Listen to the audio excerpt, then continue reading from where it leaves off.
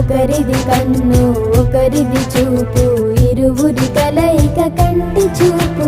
ఒకరిది మాట ఒకరిది భావం, ఇరువురి కదలిక కదిపిన కథ ఇది ప్రేమ.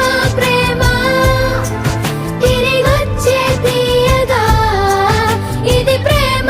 ప్రేమ ఎదురొచ్చే హాయిగా ఇది మనసుని తడిపిన క్షణము కదా.